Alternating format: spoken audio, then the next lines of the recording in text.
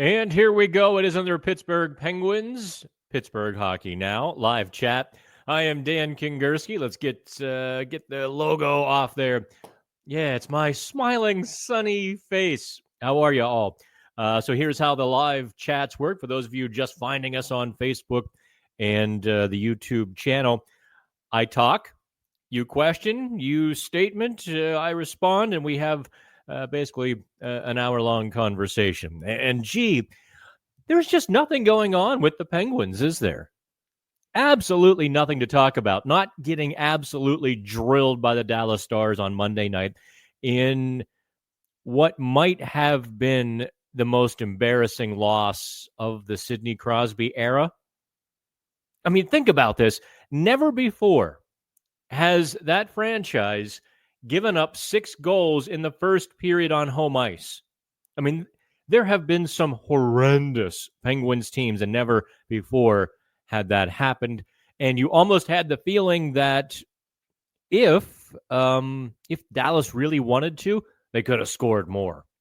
That was the absolute scary part. So we're going to talk about what happened, the fallout after Dallas, because, I mean, make no mistake, the Dallas loss, yes, it was on the heels of the Washington win, but also on the heels of the Carolina loss, the Islanders collapse, the beatdown in Edmonton, and the Calgary loss, and so on and so forth.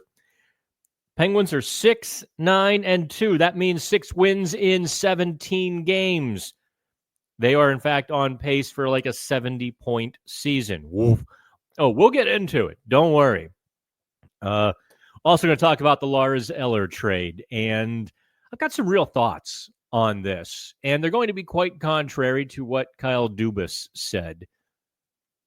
I will forewarn you up front, okay, that I find myself trying to kind of walk a tightrope here because I don't want to criticize Kyle Dubas for his transactions right now, because they're not meant for right now. I'm analyzing them right now, but his transactions, as he's stockpiling these draft picks, are set up to bear fruit down the line. I'm going to take some issue with a lot of this stuff, and I'm going to kind of poke some holes here, but I'm not going to go hard into criticism. I'm just going to give you my take, what I think on this, because if you get a 2027 third-round pick for Lars Eller, and here's where I'm going to start the analysis later in the show. If you get a 2027 third-round pick, you're not going to see that player until 2030, if you're lucky. If you're lucky to see him at all. It's a long runway between now and 2030. That's why I was also kind of against giving up the good draft pick to the St. Louis Blues. Oh, well, we got another second rounder or another third rounder out of the deal. Didn't like that either because it's kicking the can down the road. Something has to fill that gap. We shall get into that. Of course, we're going to get into the Penguins lines. Without Lars Eller, take a look at these lines here. Drew O'Connor, Sidney Crosby, Rickard Rakell. I like Crosby, Rakell. O'Connor has to pick up his scoring pace, no question about it. Michael Bunting, Evgeny Malkin, Brian Rust, solid second line, provided that they actually start putting the puck in the net.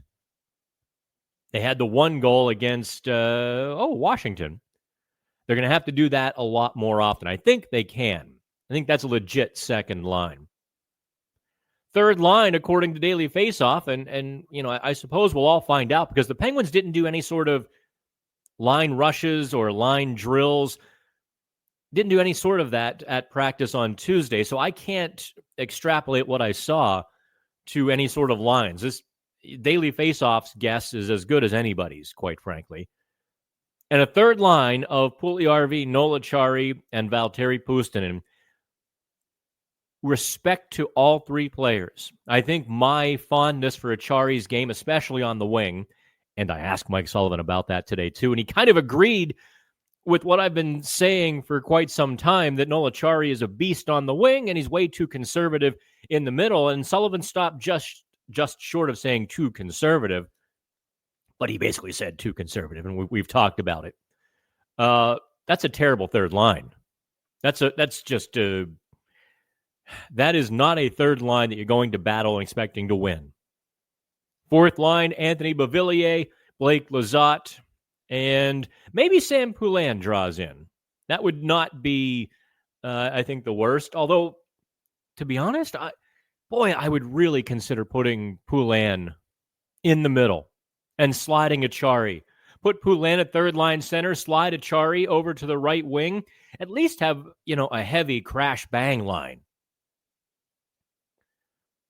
Poor Valtteri Puustinen is going to get shuffled out here again. He's just not producing very much whatsoever. So I suppose I jumped into the lines conversation, and we can go backwards.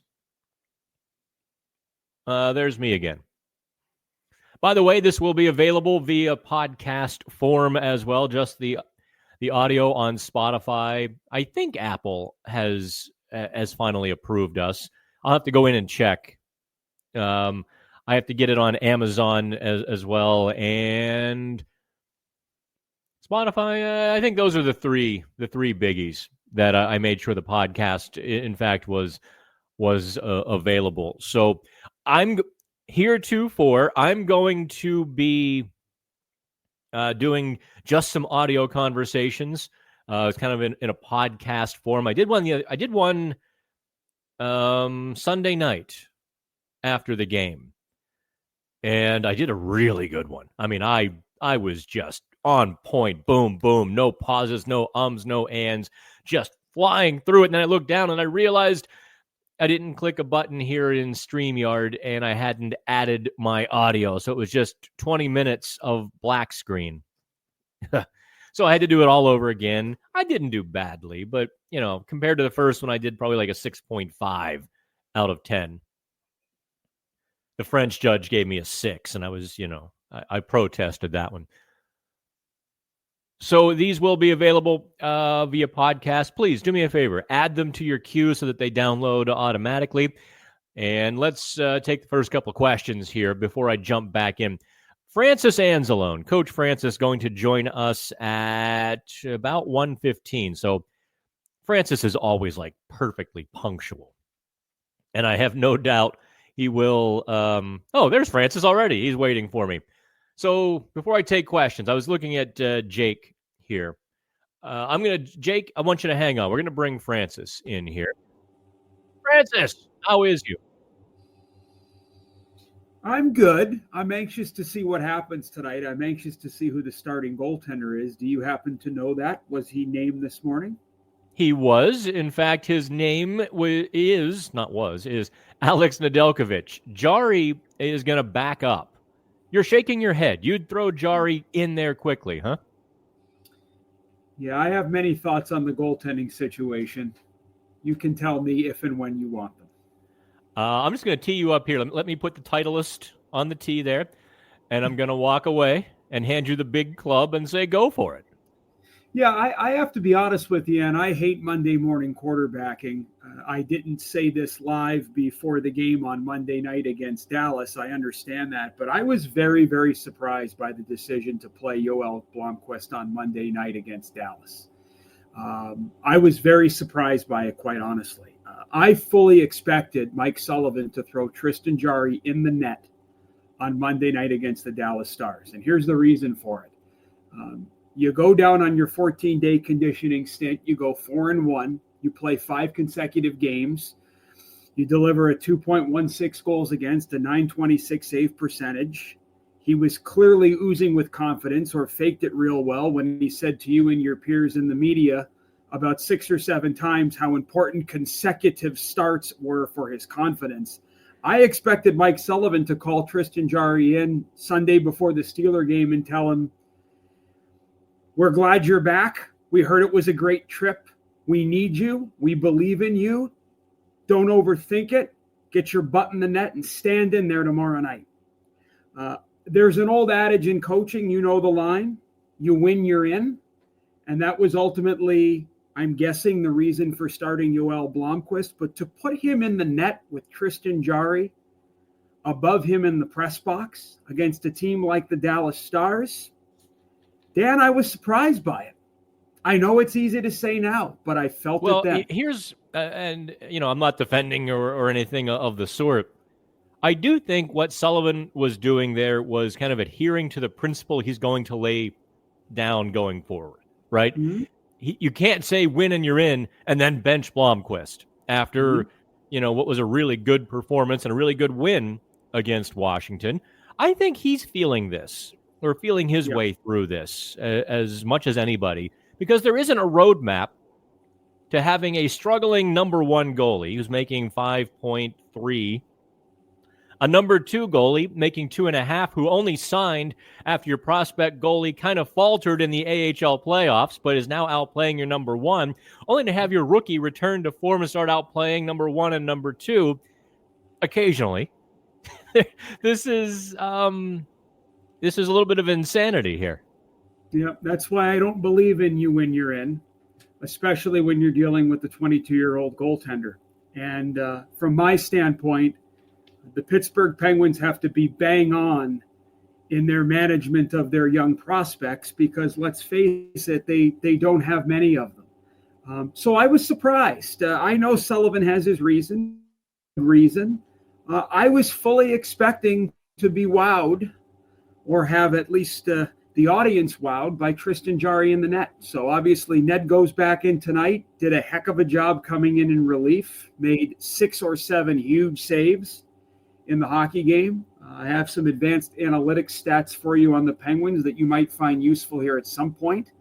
Wait, you lost in advanced analytics, Francis. I'm sorry. We'll word it in a very simple way, because trust me, I can't read the stuff unless it's discerned for me in a simple way. But no, I'm not saying that. I can understand almost all of it, except for some of those weird charts that just look like, Spider-Man logos.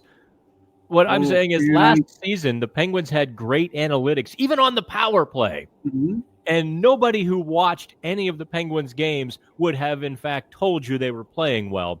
But the analytics crowd said, oh, no, they just need one winger to finish, and they would be a Stanley Cup contender. And it was like, wait, no, that's just not the case. So that's where I've really divorced analytics this season especially. And I hear you. There's only a few of them that I pay close attention to. And I've told analytics departments on teams that I've coached, don't bring me 10 pages, bring me one, and highlight for me the 5 or 6 things that you think are most important. But 5-on-5, it's very similar to what you just alluded to on the power play. The Pittsburgh Penguins should be scoring more goals given the caliber of shots and chances that they're getting in high danger areas. Finishing continues to be a problem with this team. There's no question about it. And the lineup as it stands tonight, I don't see that getting any better. We used to have a friend. I think you met him when you came. We used to hang out at, it was a bar. What was the name of the bar across from PNC Park? Oh, darn it. Mullins. That would be Mullins on the North Shore. Yeah. So we all had a friend, Dan, and Dan was like this really good-looking guy. But Dan couldn't finish to save his life. So it became a game to set Dan up in the bar with any number of very attractive candidates, and he would begin talking, and we would just time it. We would okay, over under 3 minutes here before she's bored and this is over. Dan couldn't close. I kind of feel like that's the Penguins. Sure, they've got Sidney Crosby, Evgeny Malkin, Brian Rust, Ricard Raquel. Drew O'Connor should be scoring more. Michael Bunting should be scoring a lot more, although he's picked it up a little bit in the last couple of weeks. But then when you go past those top 6, Francis, and I'm going to maybe add a layer here. After the top 6, the Penguins are not a good hockey club. I like a lot of the players, but they're all very good fourth-liners. No one really able to add that offense, especially with the subtraction for Yeah. a much distant future asset for Lars Eller. Yeah, and you know this. It's very hard to win in the National Hockey League today if you don't have a top 9, bottom 3 mentality. And the problem with the Pittsburgh Penguins is they're still very much 6-6. You're not going to meet a bigger fan of Anthony Beauvillier than me, for example. I agree with you on Noel Acciari. I remember when he was a college player. The wing definitely promotes more of an open, up and down, crash and bang game. The challenge is they're just not getting that goal scoring. And I'll tell you, Dan, and you know this as well, I'm sure, getting that critical finish at a critical time can do so much for your bench. And that's what the Penguins are not getting. Look, they lost to the Dallas Stars the other night because the Dallas Stars are a full letter grade better team. Strength, speed, talent. They have a coach in Pete DeBoer who believes in defense and structure, much like his good friend Paul Maurice, who coaches the Florida Panthers, does as an aside. They have a very talented young goaltender in Jake Ottinger, a mobile decor with defensemen that overlap and jump in and get involved. The Dallas Stars are on a different trajectory. They have no Stanley Cups in the past 8 years like the Pittsburgh Penguins do, but they're on a much different trajectory. But even at 2-0, you use your timeout, you change your goalie then, for example, you score that next goal, the crowd comes alive. The Penguins don't get those often, Dan, and that would do so much to change the complexion of the game. And I still maintain that, along with A-level goaltending consistently, night in and night out, would help this team be a bit better the other night. There's macro they issues. They did get that goal, Francis, on Friday in Washington. And, I mean, look at the results. I mean, the team perks up. They shut down the Capitals, allow 5 or 6 shots, and it was because they got that goal from Malkin and Rust. You need it more. And that's very cogent. I hadn't ever kind of quite considered the mental effects of getting the big goal, but you're bang on there. Yeah, there's no question. But at the end of the day, and I think you're going to touch on both here today, there are micro challenges for sure, but there's a macro issue with this team, which is why even if they played in better layers against Dallas, managed the puck a little bit better, the Dallas Stars are still a much better hockey team. Again, I love how you worded it, micro and macro. Yeah, I mean, I don't think anybody was expecting the Penguins to beat Dallas. And I'm just being very honest. Yep. I think going into the press box that night, we all expected, a 3-1, 4-2 sort of game. But to see it unravel and to just see the mental game completely obliterated and to see a meltdown like we saw, it was jarring. I'm not going to lie. I'm sitting there. I didn't even have any dark jokes to make. I was completely in awe of what I was watching, obviously in a very negative sort of way. And talking to the guys yesterday, to their credit, no one shied away from it. Right. Chris Letang used a couple words I can't use, which I very much appreciate, actually. But, he said, yeah, we all feel like crap. And Brian Rust was like, yeah, it wasn't very exciting to come in to work today because we knew we had to watch this. And we had to kind of go through that and learn our lessons, basically take our comeuppance from. I'm going to ask you this unanswerable question because they're searching for this answer. And so I'll put it on the table for you to chew on a little bit. Mm-hmm. What is it about this team that allows them or forces them or makes them so wildly inconsistent? There is no way a team that can shut down Washington on home ice, when Washington was playing pretty well. It wasn't like the Capitals took a night off and the Penguins squeaked by, in a snoozer. They beat a good team playing well, and then they come up in the next game. The same way they did against Carolina a couple of weeks ago, the same thing they did against Edmonton, just took an absolute dirt nap. And that was the end of it. How does a team have that sort of dichotomy where they can be so good and be so terrible and almost nothing in between? It's two things from my standpoint based on what the old eyes can see. Number one is goaltending. You need it in today's National Hockey League. Even the best defensive teams need it. I think I talked about this the last time I was here when you were having those apple troubles, if I remember correctly. Yes, we have hit the orchard and new apples everywhere. Very good. Yoel Blomqvist in Washington last week. You were there. Made a number of key saves. And I think it was the second period, if I'm not mistaken, that could have completely changed the complexion of the game. Yes. Now, Washington got saves too. That's why the game was very close throughout. You need A-level goaltending every night in the National Hockey League from who's ever in the net. And I can explain why that is based on how the game is played today, but you know that, and the audience does. And you've got to be able to counterpunch. The Pittsburgh Penguins also seem to just pay a price for every gaffe. Back in position, 5 in the picture, but not tight to the opponent engaged. It's in the net. But the number one thing there, Dan, is goaltending, and then you need the finishing in critical moments. And I'll tell you right now, those are the two hardest things for a coach to impact. Almost impossible. Do you think that they get demoralized? Do you think their mental psyche has been damaged at this point, where they almost expect the bad rather than demanding the good? It's hard to say because we're not in the room. But even the other night against Dallas, I'm going to get on my soapbox here for just a second, if you'll allow me. I wanted to see Sullivan at 2-0 call the timeout.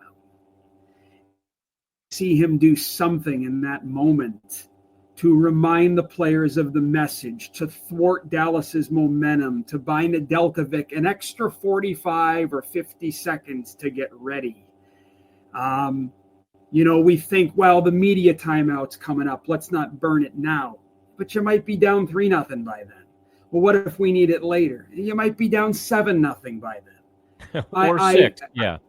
Yeah, I've been waiting to see if we would see something out of him to maybe give me an indication of that. I know in Washington on Friday, I was watching on the television, camera panned the bench. Sid appeared to snap on a couple of his teammates. Yeah, absolutely. I'm looking for those signs to lend me some insights. I haven't seen anything crystal clear yet. All right. Well, we can talk about Lars Eller if you want. I know you've always got meetings coming up, and with the hockey school and such. Let me ask you this question. I mean, as a general manager, you trade away kind of a guy who was the closest thing to a linchpin for your bottom 6 that they had. I mean, there really isn't anything close to him. And I also, I asked around a couple of weeks ago. I wrote the story, give him Eller as a play on, give him hell, not give him away. I feel like the Penguins in part gave away Lars Eller because they're not going to get any fruit from this trade for years. And I just kind of like, what are you doing? If you're going to rebuild, don't punt the ball through the end zone. And I kind of feel like Dubas just completely pushed off, these assets are way too far in the future. Yeah, I was surprised on Eller, just because he has been more of a bright spot than not for the Penguins. He is well respected in the locker room. He is a stable veteran voice. My guess is Kyle Dubas did this because, and you'll bat this around, and the audience will have comments, best return and best for him. We have to assume this is the best Kyle Dubas could get. And I've got to think that somewhere, whether we agree with this or not, 2%, 3%, 10% of the decision went into Lars Eller's landing spot. I mean, this is a guy who's played most of his career in Washington. I have to wonder if that weighed into this a little bit too. He certainly deserves respect. I'll chip in a couple 2 cents here. I got to ask that question of Kyle last night via email. Okay. Multiple reporters. We kind of had a pool email. We got to send one email to Kyle, so we had to pick our questions, and he responded to a singular email to all of us. That was my question. How did Washington factor into this? Did he request that? Did he have a say in it? And no, he didn't. Yeah, 3-word answer. No, he didn't. Okay. Well, I would have to think that Brian McClellan down there is looking at Lars Eller, knows how well he fits into that locker room. And, you're bringing back one of the stalwarts of a Stanley Cup run. And I know Hendrix Lapierre wasn't doing so hot, and they've got some young guys who are trying to integrate into the lineup, and Lars Eller probably stunts their growth, but they want to win. How cool is that a team, that was seen to be on the same track as the Penguins now is probably a full, as your term, full letter grade ahead of the Penguins now? Yeah, I wouldn't expect Kyle to say publicly much more than he did there. I just have to think that somewhere along the way, he felt like he would also be doing right by Lars, and we just have to assume this is the best return he could get. The third round pick, to your point, is a bit out. It's a bit down the line. My guess is he couldn't get any pick of that level earlier, or he probably would, because to your point. Really though, Francis, Lars Eller went for a second round pick at the 2023 deadline.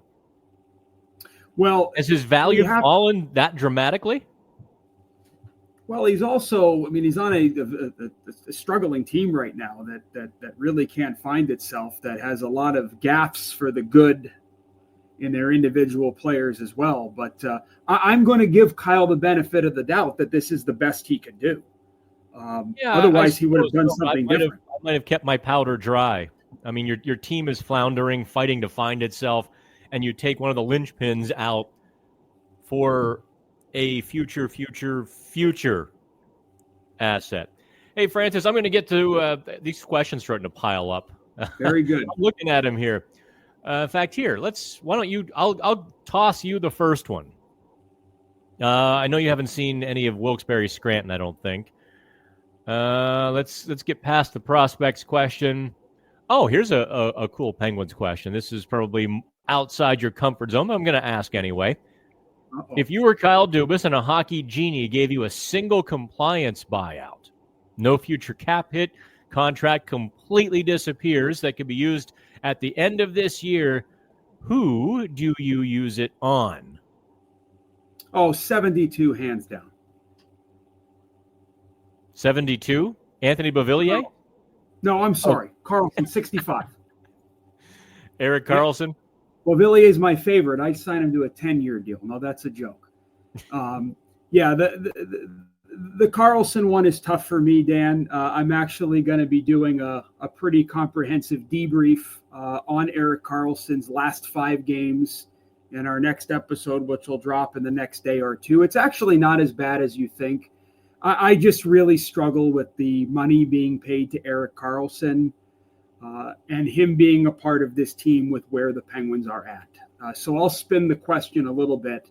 If I was a genie and I could wave a magic wand and make a move to better my team, I would send Erik Karlsson for pieces that are more desperately needed right now, given the trajectory that we know this team is on. All right. Francis, I always appreciate your time. I'm looking forward to that Erik Karlsson video. That will be pretty interesting, I do believe. I think so.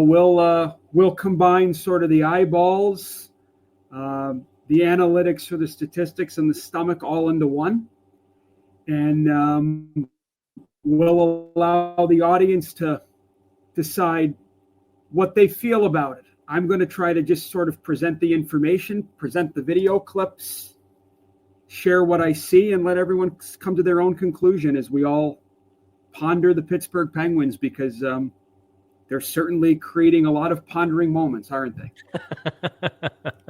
No question about that. Francis, always appreciate you, man. Good to see you.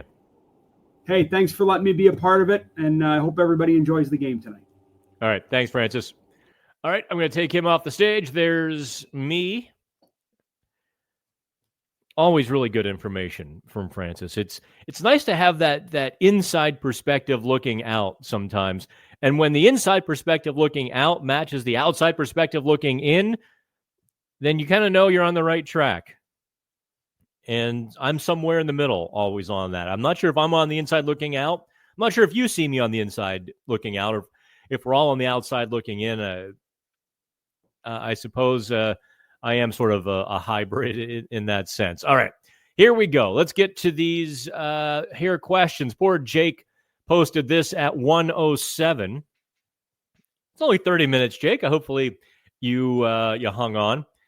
Do I think we could see Owen Pickering get some playing time at some point this year? I can't answer those Wilkes-Barre-Scranton questions yet because I haven't had a chance to really sit down and watch multiple games and really digest what a player is doing. I'm sorry. I guess I will say, based on what I saw in training camp, I will tell you what I told Owen Pickering the day before they sent him down. And I said, I'm looking forward to covering you this season because I don't think it will be long before I won't have to make the drive up I-80 to see you. Whether that's this year or next year, I mean, when the real games begin, things begin to change. As you saw with Rutger McGroarty, it's an adjustment. So I will have to get my eyes on Wilkes-Barre. There is a chance. I was looking this week because of the Eller trade, but they play Wednesday and Saturday, the same days as the Penguins. So I couldn't get a chance to see Wilkes-Barre this week, and next week it's no good either. It looks like December 5th I will be able to get to a Wilkes-Barre game. It'll be a hellacious travel, schedule for me. Wilkes-Barre one night, the Rangers the next night, back home for, I think, Toronto on December 7th. But I'm going to try to do 3-3 for you so I can get a real good look at these guys in person. As much as I like the AHL TV, you have to see what a guy's doing away from the puck, away from the play, and be able to really zone in on him. Logan, is Sam Poulin in tonight? Can he finally show some life at the NHL level? Game time decision, as everybody is these days. I believe he is in tonight. In fact, I think he has to be in because they've only got 12 forwards. Can he show some life? That's the million-dollar question, isn't it? Because he's had these good spurts at Wilkes-Barre only to come up like he did last year and completely melt into the wallpaper, just became invisible on the ice. He had a 3-game stretch last year and didn't do anything to earn additional ice time, didn't make his presence known. Joe Bland and I were talking with him this morning. And I wanted to kind of give him a couple days. I didn't want to go running over on his first day in Pittsburgh and ask the stupid question. So, how's it feel to be back? We didn't need to go there. I'll tell you, the kid looks like a horse. I mean, he's just strong as an ox. Maybe ox is a better horse. You might think I'm insulting his appearance. No, not doing that. I'm just saying he looks chiseled. His facial features now more chiseled. His statue is of a guy who has hit the weight room with a little bit of a vengeance. So he's heavier now than he was, but he's in some ways he's lighter on his feet because that's muscle weight.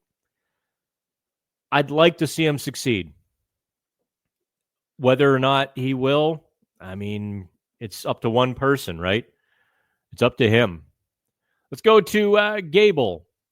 Oh, here's the Hockey Genie question. I'm going to agree with Francis. If I were given one buyout, it would be Erik Karlsson, only to take that $10 million do I take the off ramp here and dive into what I've written the last? Yeah, what the hell? Okay, so buckle up, kids. I'm gonna kind of go on a bit of a. We're gonna go on a Trump weave here. I have written the last couple of summers in 23 and in 24 that the Penguins needed a second line center to carry them from this era to the next. Now, part of what I wrote in 23 was based on Evgeny Malkin not looking like Evgeny Malkin. And so I believed that Malkin had to move to the wing, insert a real second line center who, with some bona fides, offense and defense, who was legit, I thought would bolster the team more than anything. Obviously, Kyle Dubas had different plans than I did.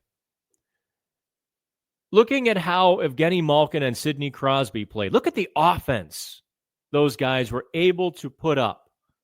It was spectacular. Now, Malkin didn't have the numbers on the stat sheet, which you might say, oh, he wasn't playing that well. I saw people saying that. Well, Malkin doesn't have any points. Well, and this is where advanced analytics can take a long walk on a short pier, because if you watch those games, you saw how many little things Evgeny Malkin was doing to set up offense on that line. I mean, that was a different Evgeny Malkin than I've seen. And it was fascinating for me to watch him adapt and adjust his game to fit that situation. And there was a reason why the line had 2 goals in 3 consecutive games. And Evgeny Malkin was a big part of that. And so if you're going to find a second line center, you're going to need $10 million. And full circle, Erik Karlsson makes $10 million from the Penguins.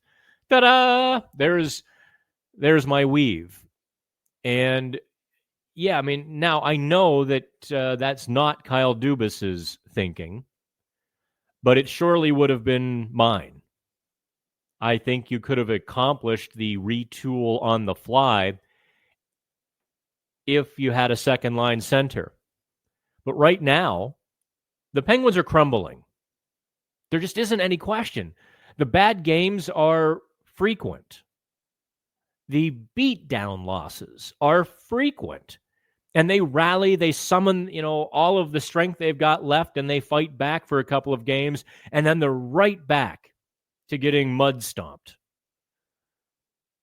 They need somebody else to carry some of the load besides Sidney Crosby and Evgeny Malkin. They so desperately need somebody in the middle capable of scoring. I mean, this is where I like Lars Eller a great deal. He was a third, fourth line center, not a second, third line center. And the lineup does struggle to finish. The lineup does struggle for offense beyond their couple or few horses. So that's where I would use my compliance buyout. And then I would take that bag of cash and I would go get somebody that fit.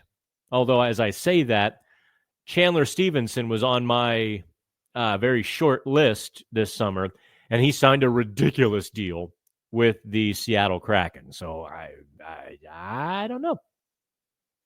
Also, Gable, do you know this? I don't know if you all know this. If the Penguins buy out Erik Karlsson next summer, they would only owe $917,000 per year.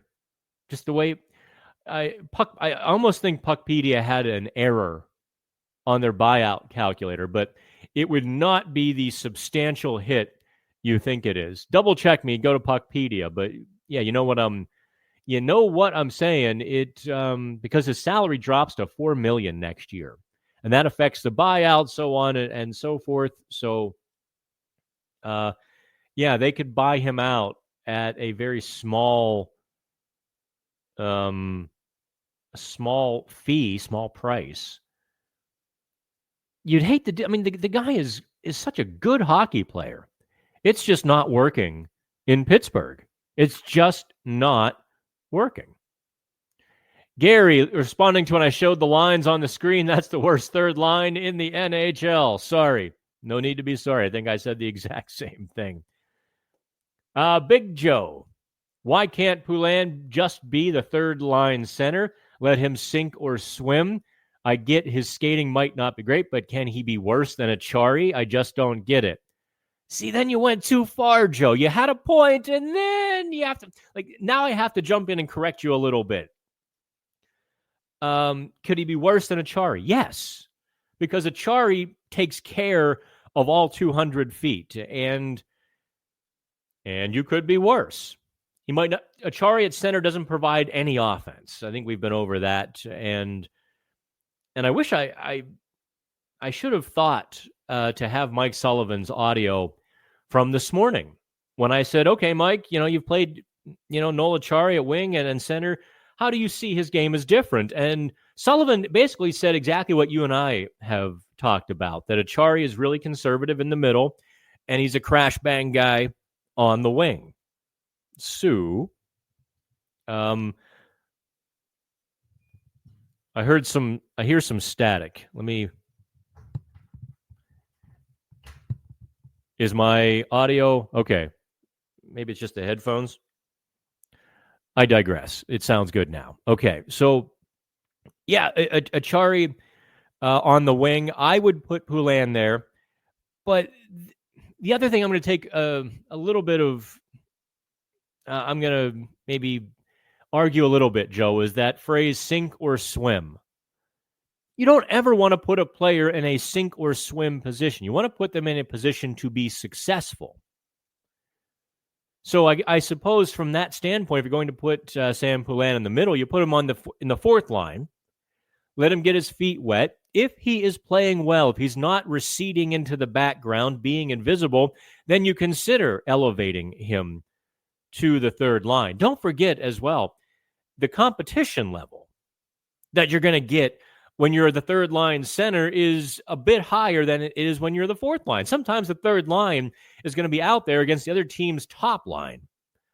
That could be a big apple to bite into for Poulin. And you don't want to expose him or harm him just to see what happens. We're not little kids pulling wings off flies here. Let's see what happens. You want them to be successful. Gary Anderson. Yeah, the fourth line was, actually, the fourth line with Beauvillier and Blake Lizotte, standard fourth line, quite frankly.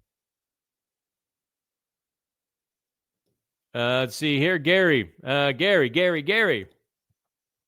Unfortunately, the Penguins' defense is even worse than their bottom six.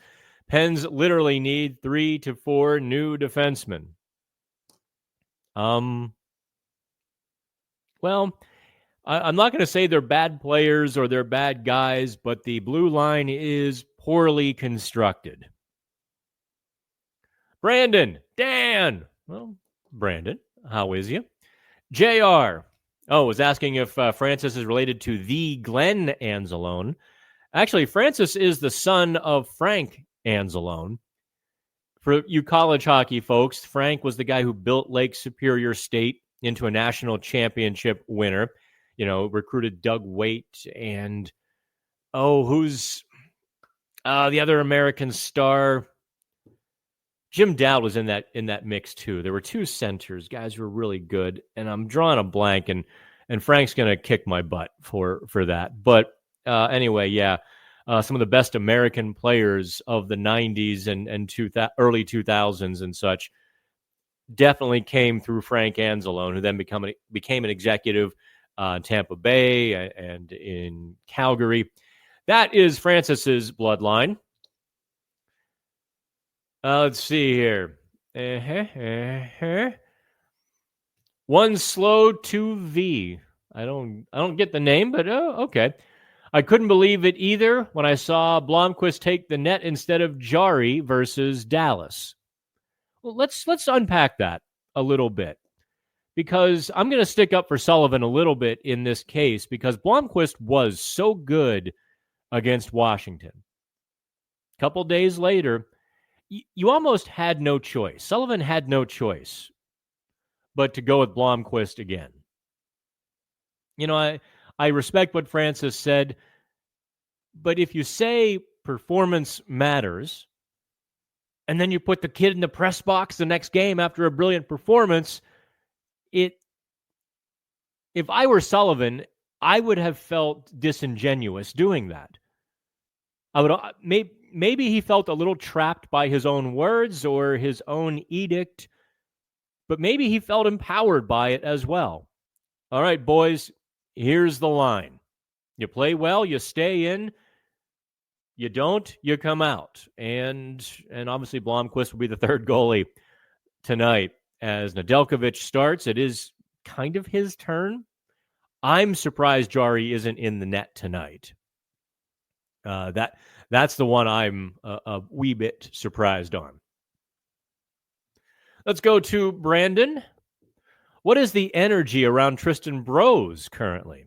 I know Poulin earned the call-up, and he sort of is make-or-break season. But if they actually were to call up our best prospect, it's Brose, says Brandon. Well, I'm going to kind of revert back to I haven't seen enough Wilkes-Barre to make an educated statement on that. I do know that when Brose first got dunked into the professional competition in the preseason, yeah, he looked like a guy who wasn't ready. I don't know. Brose isn't a big guy, but he is a scrappy net guy. It's going to be interesting. I think if he continues putting up goals like he is, what does he have? 6 goals already? Second leading rookie scorer in the AHL? Second leading goal scorer, I should say. That speaks well. And he has much better hands than any of us thought. And I mean much better hands than any of us thought. He's filthy. One slow is back. If the fire sale is truly beginning, who do you think we will see cut traded first, aside from Eller? Anyone from the veteran core? Oh, your name is Tyler. Okay, Tyler. Well, the fire sale isn't beginning, but the doors are open. Let's put it that way. Dubas isn't going to lower his price to make a deal. He is going to make players available. And I've heard the chatter around the league. It was nothing I felt comfortable enough to run with as a story on Pittsburgh Hockey Now. It just wasn't. I didn't feel comfortable enough kind of putting it out there because they were league sources. And I think right now the Penguins are the subject of a whole lot of barroom chatter amongst guys on the inside. So I'm not sure how much of this has taken on a life of its own and how much of this is genuinely Kyle Dubas pushing and working the phones, trying to, begin to disassemble so that he can eventually assemble a better team. Baphomet. I don't know what kind of name that is, but we're going to go with it. I hope I'm pronouncing it right. Maybe it's Baphomet. What sort of effect do you think trading one or more of Carlson, Graves, or Letang would have on the room and team?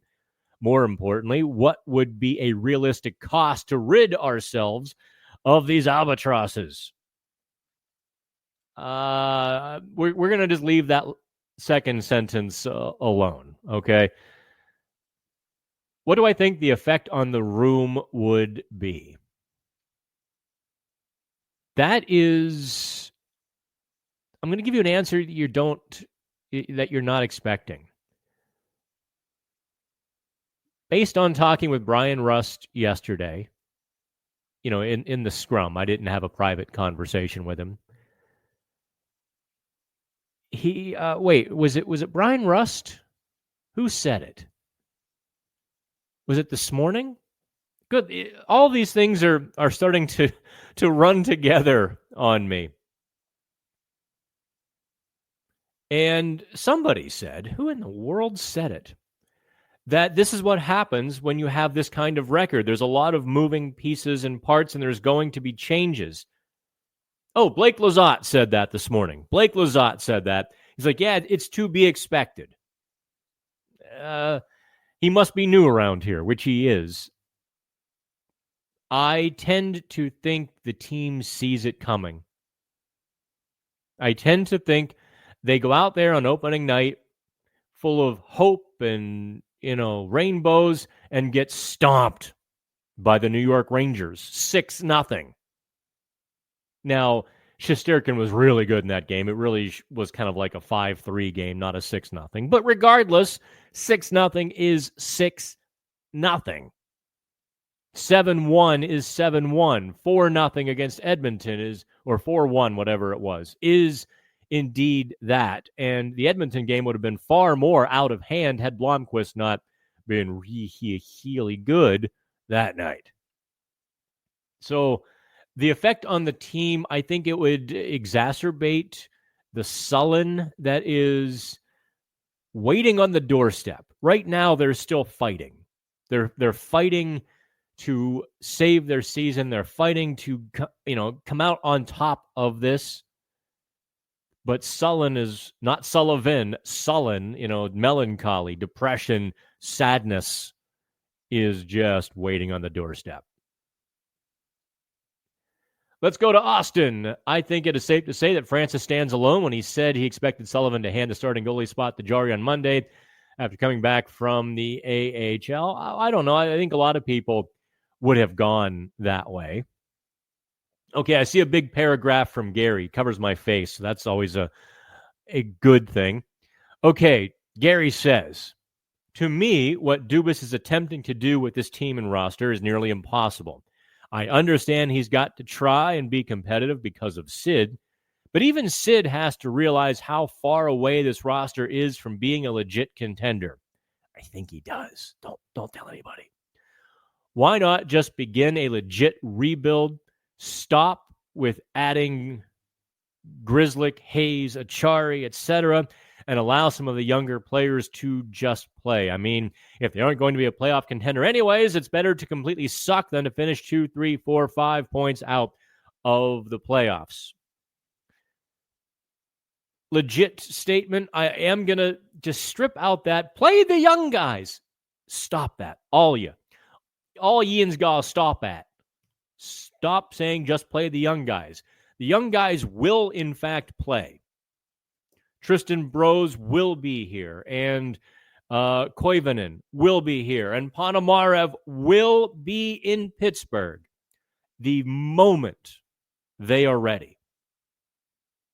If you put them in the lineup before to just see what they can do, or it can't be any worse, or to get them experience, that very often can have a negative impact. And now you're further away than you were if you had just been a little more patient.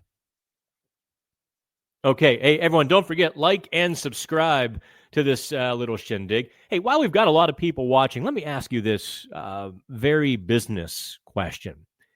One of the things we were thinking about doing, or one of the things on the table as we kind of branch off into the podcast world as well.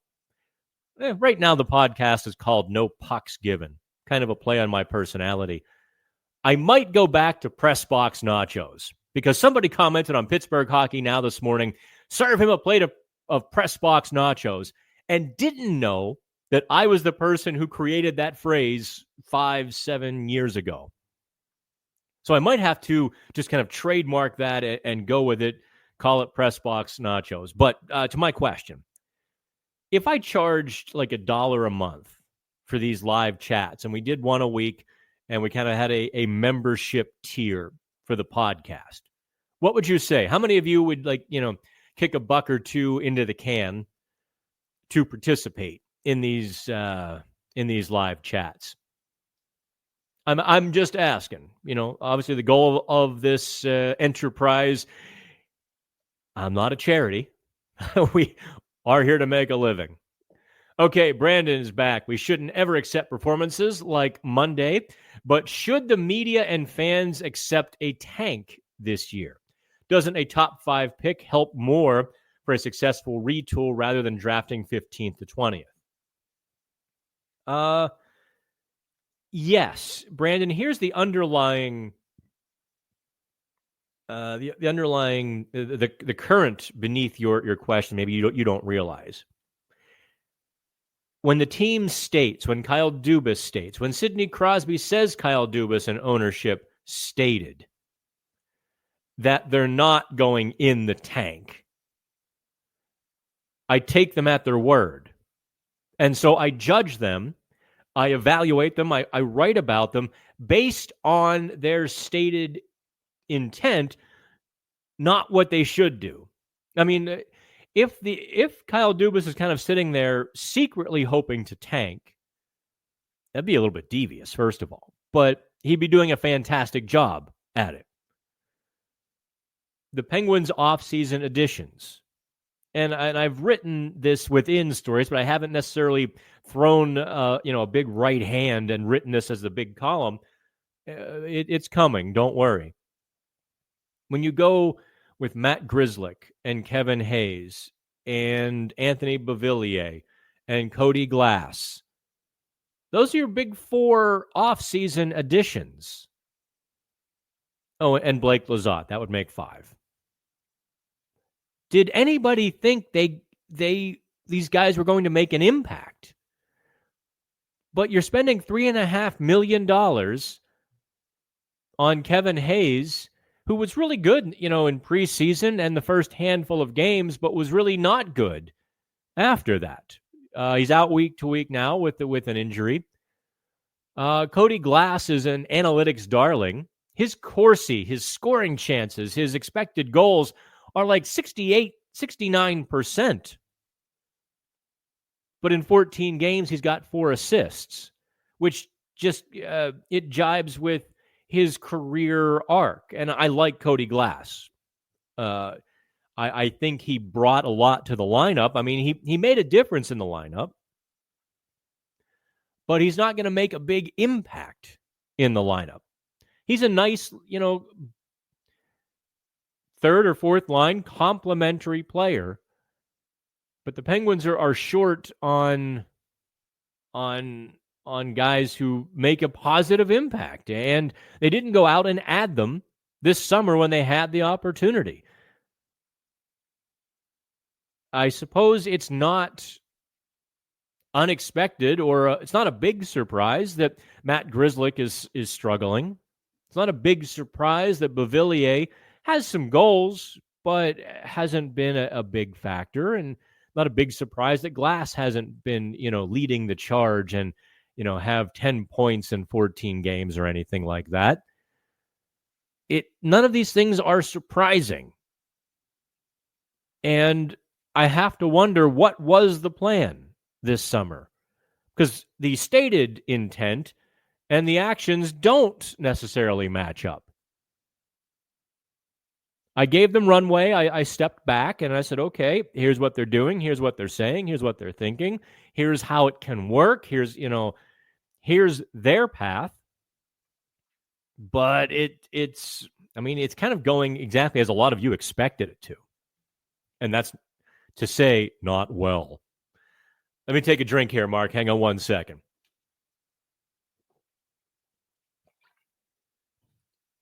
All right, Mark. Question.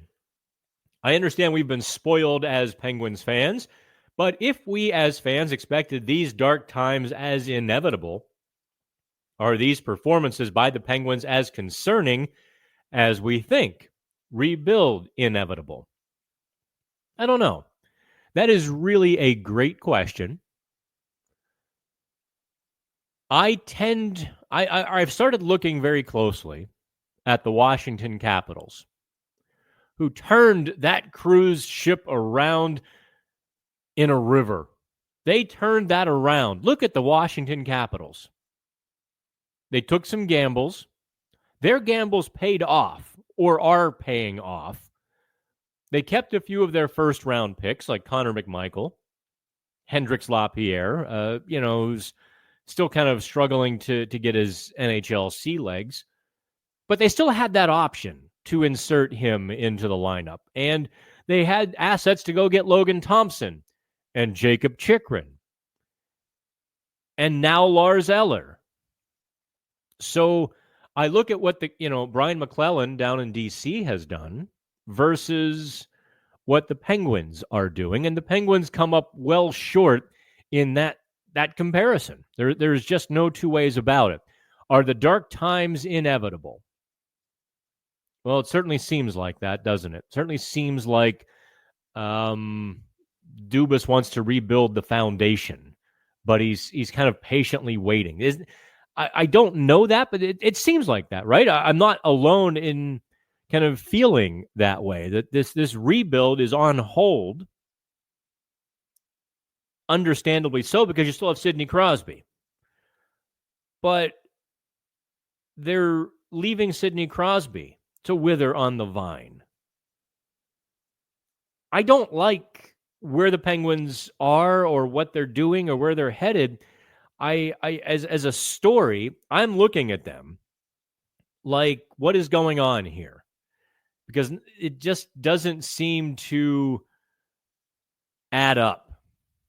It's just kind of a jumbled sort of mess, and I don't like messes. Okay. Oh boy, we've got tons of questions here. Okay. Rebuild is upon you, whether you would have it or not. David Knight says, I understand why, but us all about Sullivan's system. What? Okay. Sullivan's system doesn't work, is what David is saying. Are you sure about that, David? Are you genuinely sure the system isn't working, or has the general manager, two general managers, stockpiled a team with players who have been consistently mistake-prone for most of their careers, who are freelance spirits that can't be contained within a rigid system? And so Sullivan sort of corrals them as best they can. I genuinely bristle at most system criticisms because I don't think most people understand the Penguins system. Let's go to David again. Pickering got to be better than Letang and Carlson. Well, Pickering is left-handed. And no, he doesn't have to be better than them. Okay, let's go to BJ. Okay, wait. The boys are talking amongst themselves, and yes, I don't think there's any question Erik Karlsson would waive his no-trade clause if he were to go to a winning team. I just think that's a given, isn't it? Legacy Battle says you have Eller's replacement in Ponomarev. Should be up to full speed in a few more games. Legacy, Mark Madden agrees with you. So let me tell you that first up. Second up, I don't agree. I have not seen hands from Ponomarev yet. I've seen him play.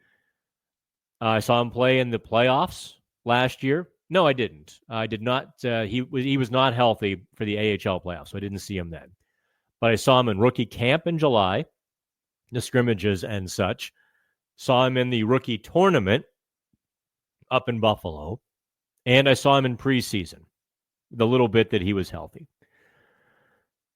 I don't see hands. I see a fourth liner. Take it for what you will. Brian Nusida. Karlsson's minutes need to start being reduced. Actually, Brian, they have been. Karlsson's been playing less than 20 minutes a game with the less power play time, and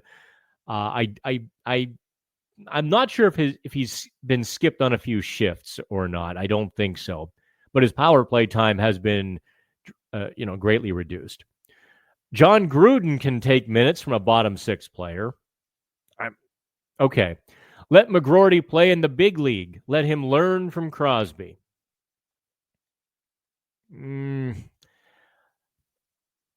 Brian, that's all well-meaning, but That's not, none of that is actual reality. I mean, McGroarty had a chance, and he was below the line. He needed to be sent down. And down in the AHL, he's got 2 points, 1 goal, 1 assist in 9 games. It's not like he's playing well down there and deserving of immediate call up.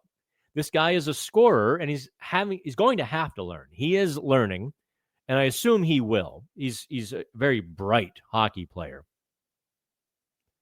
Learn how to score at the professional level. It's dramatically different than it is at the college level. The space, the time, the speed, everything is different. Also, if you're waiting for John Gruden to save you, boy, you're in trouble. John Gruden's a nice kid. He's got some speed, whatever. But let's be realistic. Sonny, what do I think of this straight-up one-for-one trade? Oh, no. I don't want to know. Mike Sullivan back to Boston for Jim Montgomery. Both could use a change of scenery. I don't even know if a coaching trade is legal anymore. They've signed several CBA extensions over the years. Some were just, the last one was basically kind of like, okay, you guys want to sign it? Yeah, you want to sign it? Okay, how about this issue? Well, we're a little bit iffy on that one. How about you give up on this issue? Okay, done. That was the last CBA. If there were any, I don't know. Somebody else on the inside. Somebody told me that if Mike Sullivan were to pop open, the Bruins would, in fact, jump on it. Now, that's secondhand, and I think that's some conjecture, but it's also, Montgomery is losing the Bruins, too. If I were going to hire a coach, I would be looking for the next Spencer Carberry. I would be looking for a young guy who's energetic, who brings some old school hockey chops, but by the same token is kind of not married to anything and can bring that sort of energy to the room and to the team. Of course, that's also very risky because most young coaches, including Mike Sullivan, by the way, fail. Ethan Connolly, do you think we should clean house and surround Crosby, Malkin, Letang, Carlson with youth and speed? Well, you don't just go down to Walmart and pick that up. It's a little more difficult. Sure, let's just get rid of everybody else. Let's go add some young guys who are really good and really fast. Boy, that's if it were that easy. I think Mike Sullivan, I don't know who he cracked last year. And he said, well, we can't just go down to Walmart and pick up some players, right? He might have been cracking me when I asked about free agency after the season. By the way, what day is today? Today's Wednesday. So it would have been Sunday. No, Sunday it was off. Monday. Yeah, Monday when everyone was still in a good mood after the Washington win. I got a laugh from Mike Sullivan for the first time in my 10 years. Like, no one gets Sullivan really to laugh. I got a laugh. And it was because I asked about hockey. He's like, I won't bore you with the details in reference to Michael Bunting's defensive game. I said, well, you could. Go ahead. And he was a bit taken aback by it. So he launched right in to all of the Penguins' defensive system and the checklist of responsibilities, and I was loving it. I was wrapped. But he went on for like 2 minutes, and he's like, "We could have lunch over that." I'm like, "Hey, it wasn't boring." He enjoyed that, so I got a laugh out of Sullivan. I will never try again. I got one. We're gonna quit while I'm ahead. Let's see here. What does this say? Ivan, Washington GM outclassed Dubas the last 2 years. We picked the wrong guy. Let's go to IR3K. Some trade ideas. There's nothing there, IR3. I want to get through these questions, and then, geez, we're already over an hour. Apples, oranges, and Washington. Okay, I'm. Some of these are you're all kind of. I think you've been hitting the crack pipe here. What's going on with some of these incomplete thoughts? Okay, Philip says Penguins fans a year ago, Dubas fleeced the Sharks. Meanwhile, Granlund is a point per game player and will fetch a first, at worst a second. And the Sharks got top defenseman prospect Sam Dickinson using the Penguins' first round pick.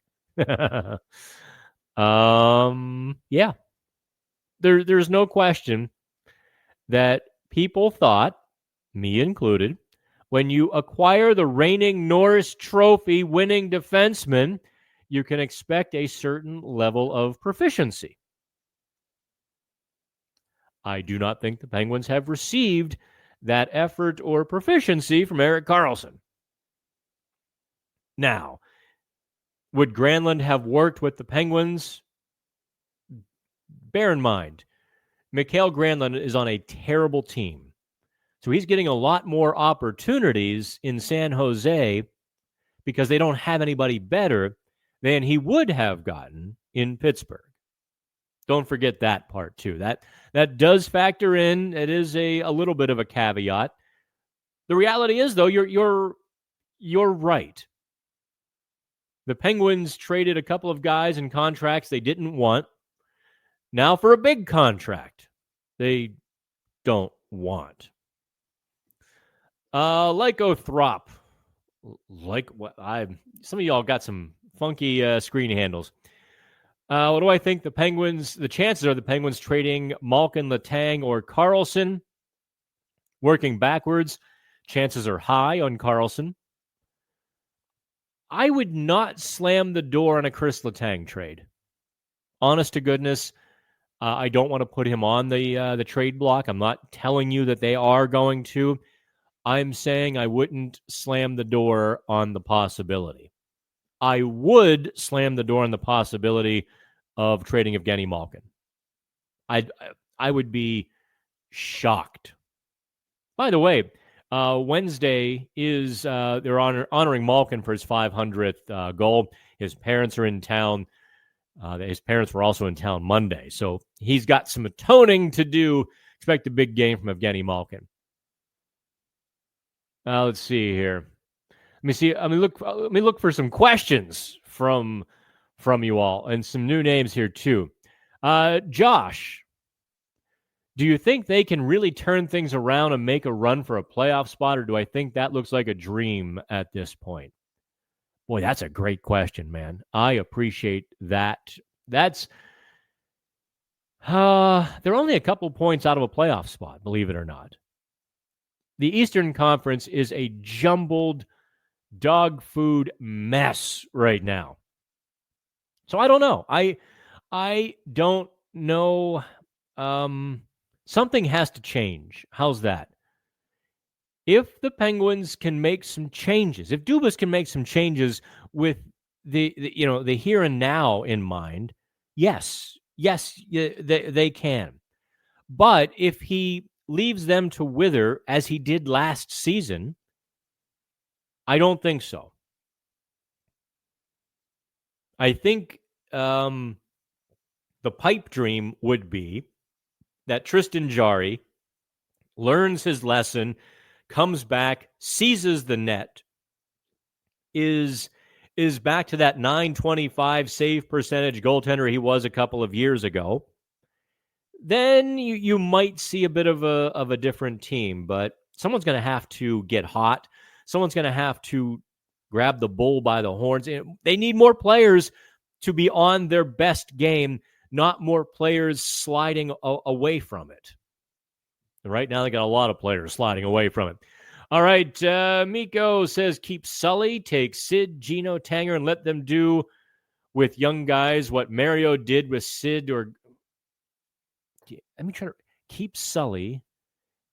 Punctuation, man. Punctuation. I have no idea what you're saying. You want Sid to take some of the young guys under his wing like Mario did with him. Well, that is the plan, by the way. It's just,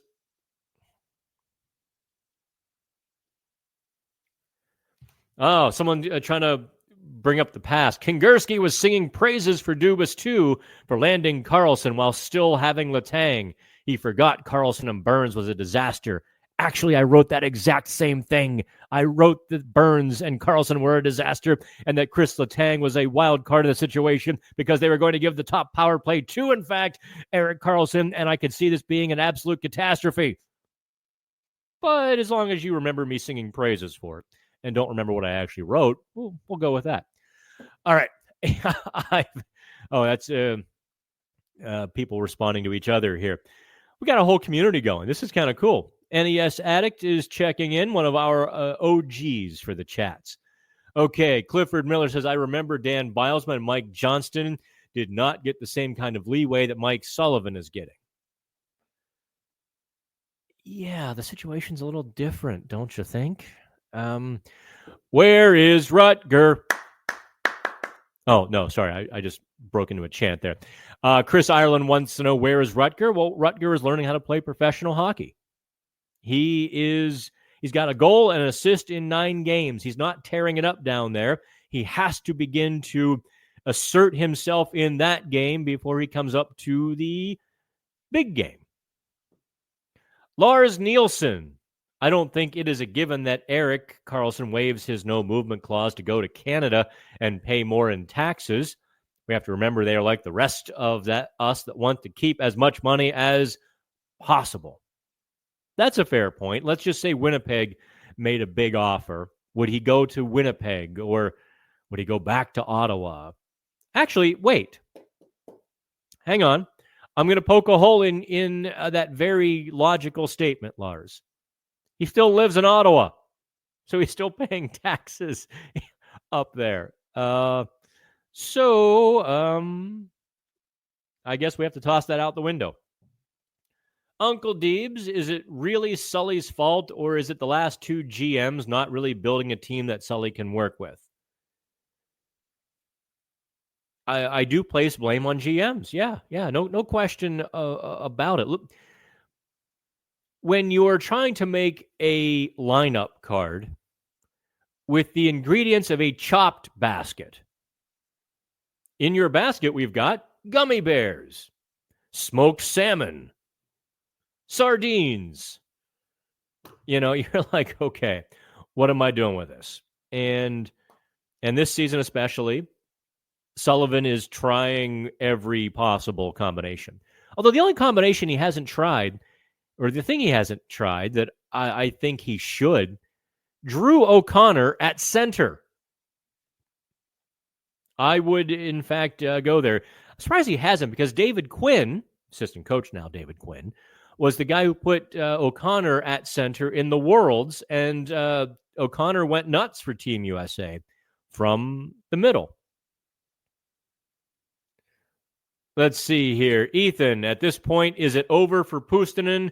20 points in 50 games last year. Doesn't look like he's getting the same looks this year. He's on the ice, guys. He's on the ice. He's getting ice time. He's not doing a whole lot with it, and that's just ultimately on the player. Link, do I think a goalie trade is in the works? I do not. Relying on a 20-year-old is a very bad sign, generally speaking. Yeah. Okay. Wow. A minute. We've gone an hour and 20 already. Because this is going to be a podcast, I'm going to leave it. I guess we haven't really talked about the Lars Eller fallout, although we've sort of been over everything, including the Penguins' lines and the lack of scoring there. Is there any other fallout I need to get to? I guess I don't think so, because Blake Lizotte and Nola Chari are not really the guys you want at third-line center, and Cody Glass has a concussion. He would be the guy that I would put there just because of the advanced analytics, but he's not available. Okay, so yeah, I think we've talked about Erik Karlsson a bit as well. I'm going to leave you all with this question, okay? I'm going to wrap it up now. Boy, tons of questions. I appreciate y'all very much. So in addition, I'd actually kind of like to know if you all would become paying members if we did these live chats just for members, like $1 or $2 a month. But here's my big picture question regarding the Penguins for all of you to chew on and comment and reply when you get there. And that is because ownership, Kyle Dubas, stated that the locker room deserved more respect than tanking, that they were going to remain competitive and get back to being a Stanley Cup contender as soon as possible. Do you think they're getting close to breaking their word? That's your homework. All right, I will do a podcast. Well, they have back-to-back games on Friday and Saturday, so I might not do a podcast until Sunday. But last night, forgive me, I actually had personal plans last night, and for the first time in months, my personal life took a little bit of preference. Someone owed me dinner because, I'm not sure I should tell you this, except for one state, I called the Electoral College this year. I ran the table. I was looking at a couple polls, and I felt like I knew which way things were breaking. I couldn't tell you that I pretty much knew which way things were breaking, because then people would have thought I was on one side or the other. And I hope that I do a very good job of allowing both sides of you to come here and talk hockey. Because, to paraphrase Michael Jordan, Republicans, Democrats buy shoes too. And I don't need to tell anybody what to think. Lord knows I don't know what to think half the time. So that's it. Have fun, kids, and we will talk again real soon.